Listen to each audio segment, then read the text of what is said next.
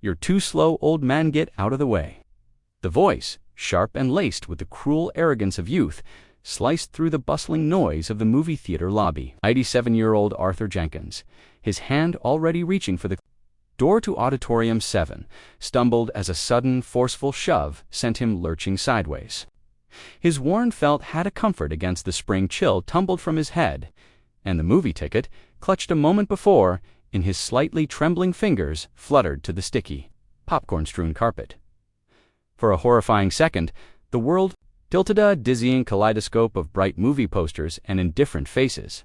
He caught himself on the velvet rope of a stanchion, his breath catching in his chest like a fragile sparrow buffeted by an unexpected storm. The teenager, all swagger and disdain, in his too bright sneakers and ripped jeans, barely glanced back, already angling toward the concession stand with a pack of similarly loud companions. Arthur felt a flush creep up his neck, a mixture of embarrassment and a deeper, colder feeling of sudden vulnerability. He was just a man trying to see a film, a small pleasure in a life that had grown increasingly quiet. If you believe true strength lies in respecting those who paved the way, those whose quiet lives hold stories we can only imagine, type honor. In the comments below, Arthur Jenkins was a man carved from a different era, time when duty was a quiet cornerstone, and resilience was worn not as a badge, but as the invisible fabric of one's character. His 87 years had etched themselves onto his face in a roadmap of fine lines, particularly around his eyes, which, despite the dimming of age, still held a spark of keen observation, a lingering echo of the alertness that had once been a vital shield. He lived alone now in a small, tidy bungalow filled with the scent of old books and lemon polish, the silence broken only by the ticking of a grandfather clock in the hall, a clock his late Martha had adored. Today's outing to the cinema was a rare treat, a matinee showing of a historical drama his son David had recommended. David worried about him being too solitary. Arthur had demurred, as always, insisting he was perfectly content. But the truth was, the one with the suede elbow patches, it wasn't vanity, but a quiet adherence to some, a habit ingrained from decades past, where a man's presentation spoke of his inner order. Few who saw him shuffling slowly down the supermarket aisles or sitting quietly on a park bench would ever guess at the chapters of his life. In the unforgiving landscapes of foreign wars, filled with the roar of artillery and the silent camaraderie of men facing the unimaginable, he carried no outward signs of that past. The medals were tucked away in a velvet-lined box. The stories were locked behind a gentle smile and a tendency toward quietude. He sought no accolades, only peace, and perhaps today, the simple escape of a darkened theater and a story well told. As Arthur bent slowly, his joints protesting, to retrieve his fallen ticket, the teenager glanced back, a smirk twisting his lips. "Look at him," Chad sneered, his voice carrying easily over the din. "Can't even pick up a piece of paper. Dude needs a grabber thingy like for trash." His companions erupted in hyena-like laughter, the sound sharp and ugly. Arthur's fingers finally closed over the ticket. He straightened, his back aching a little more than usual, and fixed his gaze on the boy. His voice, when it came, was soft but with an underlying firmness that had once commanded men. "Young man," he said, "there's no need for such rudeness. A little courtesy costs nothing." Chad's smirk widened into a sneer of open contempt. He took a step closer, invading Arthur's personal space, radiating a youthful aggression that was as senseless as it was offensive. "What are you going to do?" "About it, Grandpa," he challenged, his eyes narrowed. "Call the nursing home. Tell Em you missed your Jello time." The laughter from his friends was louder this time, feeding his bravado. An usher, a young man named Kevin, with a namatag askew and an air of perpetual mild harassment, noticed the brewing confrontation. He bustled over, his expression one of weary resignation rather than genuine concern. "All right, folks, let's keep it moving, please. Show's about to start." He glanced at Arthur, his eyes flicking over the old man's worn attire. "Sir, are you all right?" The question was perfunctory, his tone suggesting Arthur was somehow part of the disruption. Arthur began, "This young man just pushed me, but—" Chad, emboldened, cut him off, his voice dripping with false indignation. "No way!" He was blocking the whole line, just standing there mumbling to himself. "He's the one causing a nuisance." Kevin looked from Chad's defiant face to Arthur's distressed one and clearly chose the path of least resistance. Appeasing the louder, high on his audience and the perceived impunity gave Arthur another harder shove. Arthur stumbled back, his balance precarious, and then in a shocking escalation that drew gasps from a few nearby patrons, Chad's fist shot out. It wasn't a practiced punch, more a wild, cowardly swing, but it connected with Arthur's cheek with a sickening little thud. Pain, sharp and surprising, exploded in Arthur's head. The bright lights of the lobby fractured into 1,000 glittering shards, and he felt his knees buckle. The world swam. A dull throbbing started at his temple, spreading down his jaw. Arthur raised a trembling hand to his cheek, feeling the sting, the heat. Here, in a place of fleeting dreams and shared laughter, Chad and his friends were whooping a primitive sound of triumph. "Yeah, that's what you get, old man. Mess with us." One of them even high-fived Chad, whose chest was puffed out, eyes glittering with a perverse sense of accomplishment. The thin veneer of civilization in the busy lobby seemed to crack. A heavier-set woman with a manager badge Sarah pushed through the small crowd that was beginning to gather, her face a mask of stern annoyance. "What is going on here?" she demanded, her voice sharp, instantly quieting the teenager's jubilation. Chad, quick to adapt, morphed his expression into one of affronted innocence. He started it. He got aggressive like totally crazy. "I was just defending myself." His friends chorused their agreement, a messy, overlapping babble of justifications. Arthur, still dazed, struggled to form words. The impact, the humiliation, had momentarily stolen his voice. He felt a desperate need to contact David, his son. They were supposed to meet, David having a rare afternoon off from his demanding schedule. Arthur had arrived a little early, wanting to get his ticket and find a good seat without fuss. He fumbled in his jacket pocket for his old, slightly battered mobile phone. His intention had been to send a quick text. "Here, waiting by auditorium. 7. Now, as his fingers weakly tried to type, the phone slipped, clattering onto the floor beside his fallen hat. As he bent to retrieve it, a wave of dizziness washed over him. He managed to stab at the screen, sending the garbled, incomplete message. Then, with a surge of desperate clarity, he hit David's call icon. The phone rang once, twice. David. The effort was too much. The phone slipped from his grasp again. Sarah, the manager, stepped closer, her expression unsympathetic. "Sir," she said, her tone firm, "perhaps it's best if you go home. We can refund your ticket. We don't want any more disturbances." Her eyes flickered toward Chad and his now subdued friends. Then back to Arthur, clearly marking him as the catalyst for the unpleasantness, the one whose removal would restore order. The implication was clear. He was the problem. The clock had started ticking. 6 minutes. The first minute after the call was a blur of confused apologies. She was trying to manage perceptions to smooth over the ugliness. Chad and his friends, though momentarily quieted by the manager's official presence, were still smirking amongst themselves, clearly feeling they had won. Arthur, ignored by the manager who was now trying to usher the teens toward their auditorium to avoid further issues, felt a profound sense of isolation. He retrieved his phone and hat, his movements slow, deliberate. He wouldn't be chased away like a stray dog.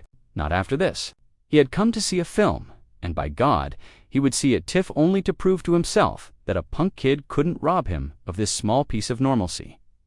During the second and third minutes, Sarah returned her attention to Arthur, her patience visibly thinning.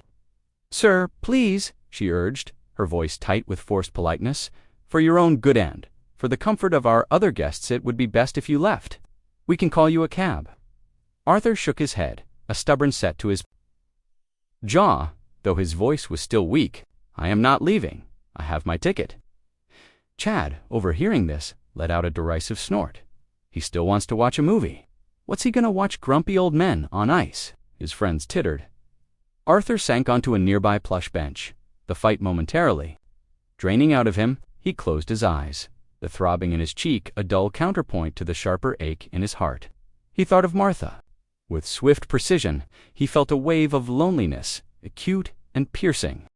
He was just an old man, easily dismissed, easily harmed. The armor he had worn for so long, the uniform, the rank, the respect of his men was long gone. stored away with the medals and the memories.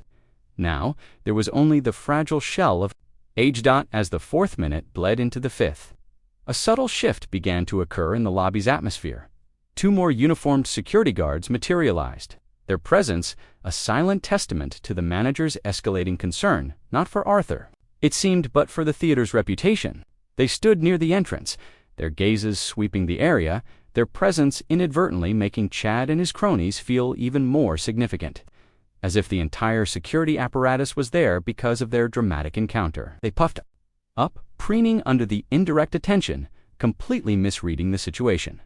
Arthur, meanwhile, sat hunched on the bench, a solitary figure amidst the flow of moviegoers. He looked smaller than usual, the tweed jacket seeming to swallow his frail frame. The vibrant, chaotic energy of the lobby swirled around him, but none of it touched him. He was an island of quiet suffering.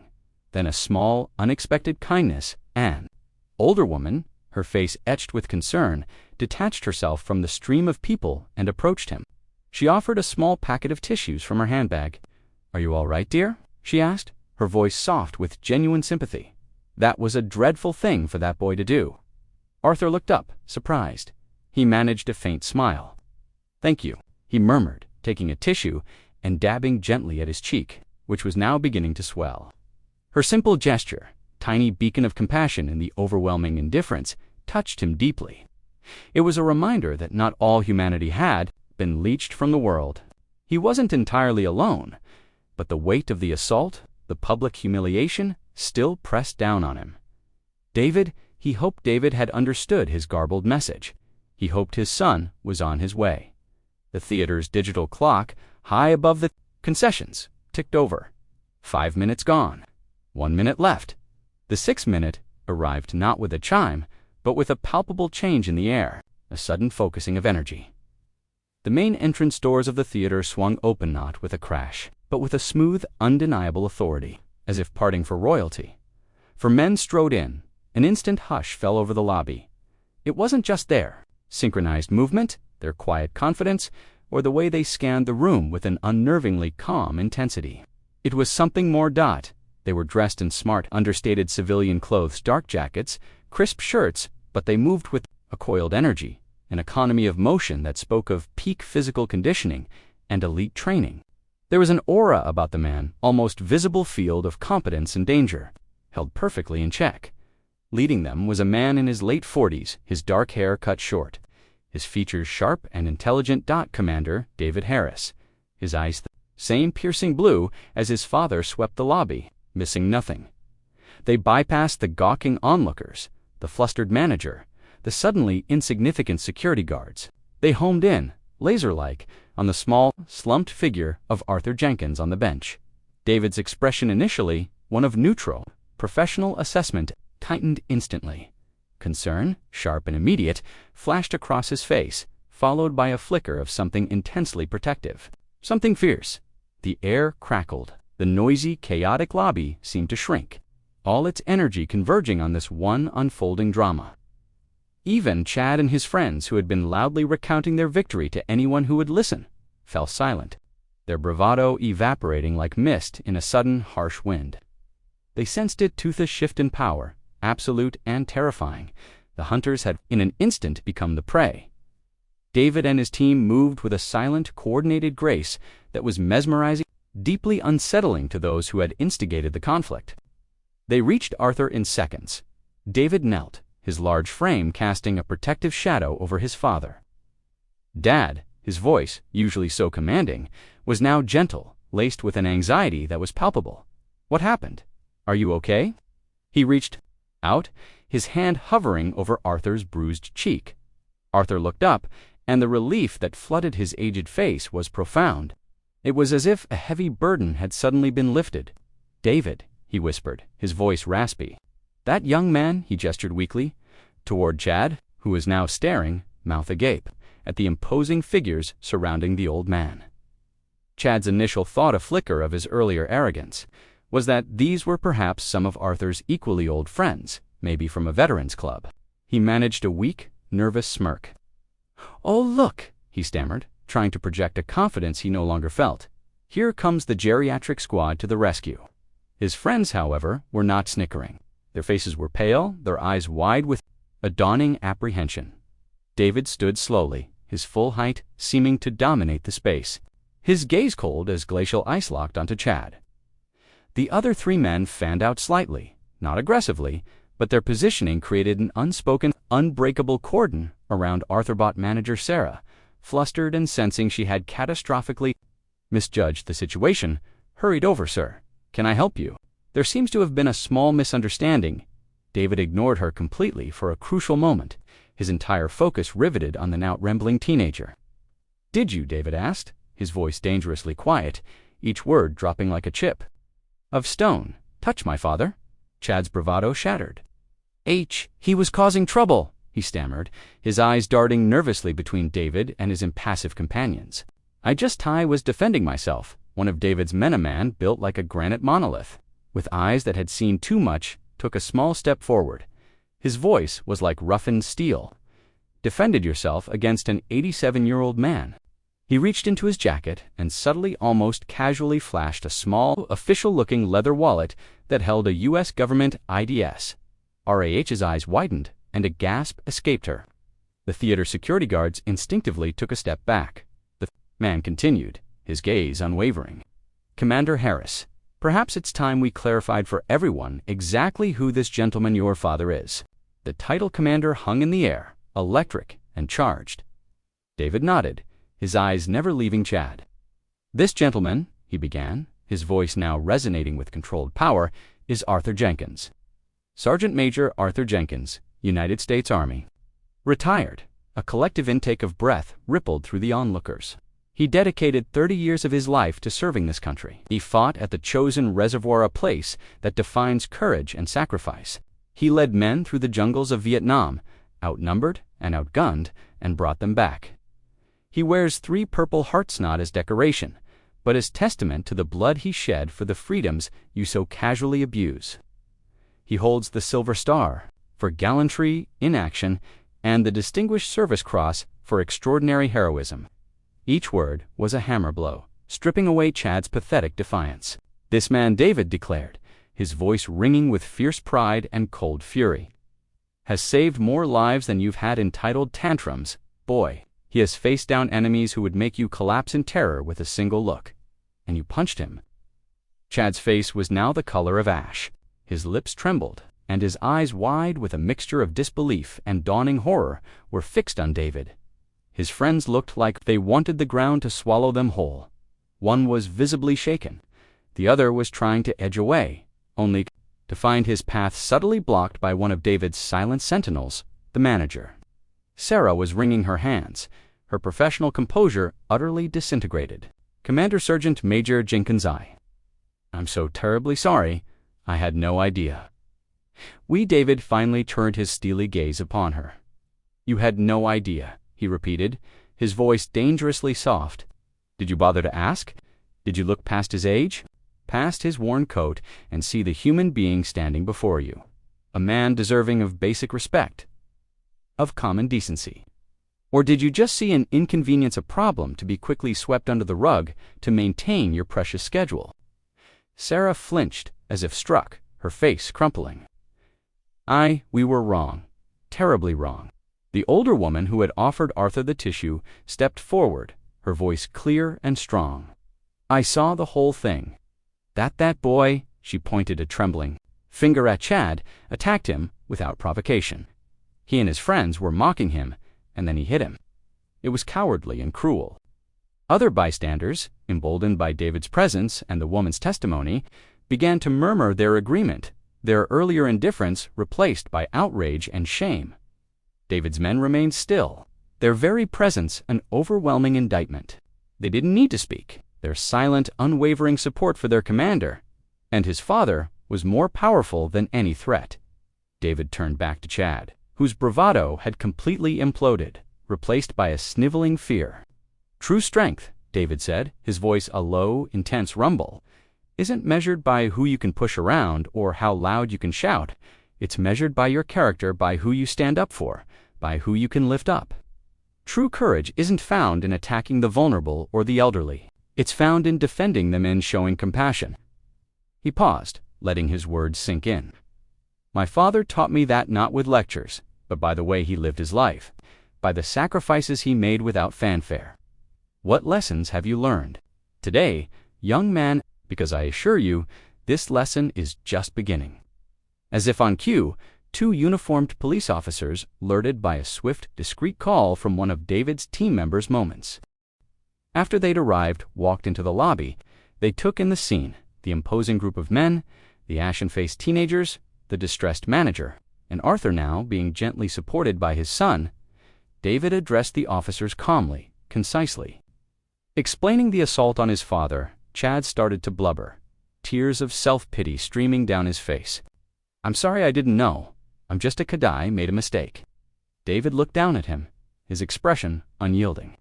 "You're old enough to throw a punch that could have seriously injured an elderly man? You're old enough to understand that actions have consequences. More importantly, you're old enough to learn the meaning of respect. Perhaps this day will finally teach you that." Arthur, leaning on David's steadying arm, seemed to draw strength from his son's presence. He stood a little taller, the weariness in his eyes lessened, replaced by a flicker of his old indomitable spirit. He looked at Chad, who was now being questioned by the police officers, his face a mask of misery and fear. Arthur's expression wasn't one of anger or triumph, but of a deep, profound sadness. "Son," he said, his voice raspy but clear enough to carry in the now quiet lobby, "I hope you remember this day for the rest of your life.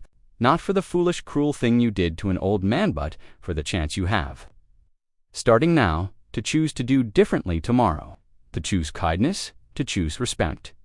The police officers took down Chad's and his friend's details with professional grimness. Assault charges, especially against a vulnerable senior, were serious. The theater manager, Sarah, quickly informed the officers that the teenagers were banned from the premises for life. She then turned to Arthur and David, her apologies now sincere and profuse. "Sergeant Major Jenkins, Commander Harris Blease, on behalf of the entire company, accept our deepest, most heartfelt apologies. Your tickets, of course, are on us. Anything you desire from the concession stand, anything at all, to make amends." David cut her off, not unkindly, but firmly. "My father came here to watch a film, Miss Johnson. That's all he wanted. But more than that, he, like every other senior citizen, every veteran, every single person who walks through your doors, deserves to be treated with dignity and respect. Not because of who he was or what medals he earned, but simply because he is a human being." He paused, his gaze sweeping over the silent, watching crowd. "Let this be a reminder to everyone." David then gently guided Arthur toward the entrance of Auditorium 7. One of his team members, the granite-like man, turned to Sarah. "We will be accompanying Sergeant Major Jenkins into the theater," he stated, his tone leaving no room for discussion. It was clear they intended to ensure Arthur's peace and safety were inviolable for the remainder of his outing. As they walked, the crowd instinctively parted, creating a pathway. This time, the eyes that followed Arthur were not filled with indifference or pity, but with a mixture of awe, shame, and newfound respect. Soft murmurs of "Thank you for your service, sir," and "We're so sorry," Mr. Jenkins, followed them. Arthur, though still shaken, managed a small, dignified nod. His quiet valor so long hidden had, finally, unexpectedly, been brought into the light. The resolution is clear. Arthur no longer a vulnerable target, but a revered hero finally settled into a plush seat in Auditorium 7. David sat on one side, one of his formidable friends on the other, their presence a silent shield. The movie began, and for the first time that day, Arthur felt a measure of peace. The theater staff, thoroughly chastened and deeply apologetic, discreetly ensured he wanted for nothing. Outside, Chad and his friends faced the uncomfortable reality of police reports impending legal consequences, and the burning shame of their actions being witnessed by so many. Their bravado had been exposed as hollow cruelty. The thematic reinforcement echoed in the quiet dignity with which Arthur watched the film. His earlier ordeal highlighted a stark truth: true heroes often walk among us, their greatness veiled by humility and the passage of time. They don't seek applause or recognition, but they deserve, unequivocally, our deepest respect. This incident served as a powerful, visceral reminder that judging by appearances is a fool's errand, that beneath a worn coat or a slow gait can reside a spirit of immense courage and a history of profound sacrifice. Respect is not a transaction, earned only by a display of power or status. It is a fundamental decency owed to all, particularly to those whose lives have paved the way for our own. The lingering image and impact of that day rippled outward. Weeks later, in a local park, Arthur sat on his usual bench, enjoying the tentative warmth of a late spring afternoon. A group of teenagers were engaged in a boisterous game of kickball nearby. An errant kick sent the ball careening toward an elderly woman slowly making her way along the path, causing her to stumble. One of the teens, a boy with bright orange hair, immediately broke away from his game, not with annoyance, but with genuine concern. He rushed to the woman's side, apologizing profusely, helping her steady herself, and retrieving her dropped shopping bag. As he did so, his eyes met Arthur's across the green. Arthur gave a small, almost imperceptible nod of acknowledgement, silent recognition of a lesson learned, perhaps indirectly. A seed of respect taking root. The movie theater, too, underwent a change. A discreet plaque was installed in the lobby, honoring local veterans, a small but permanent tribute inspired by the day they nearly failed one of their own. David made it a point to visit his father more often. Their already strong bond deepened by the shared experience, renewed appreciation for the quiet strength that had always defined Arthur Jenkins. For the world is indeed full of quiet heroes, their stories untold, their sacrifices unseen. It is our duty and our honor to ensure we see them, recognize their worth, and protect their dignity with the same fervor they once protected us. If you believe in the enduring power of respect and in celebrating the quiet courage that surrounds Ustipe, honor one last time in the comments. And for more stories that inspire, uplift, and remind us of the incredible resilience and profound decency inherent in the human spirit, please subscribe to Hidden Sparks.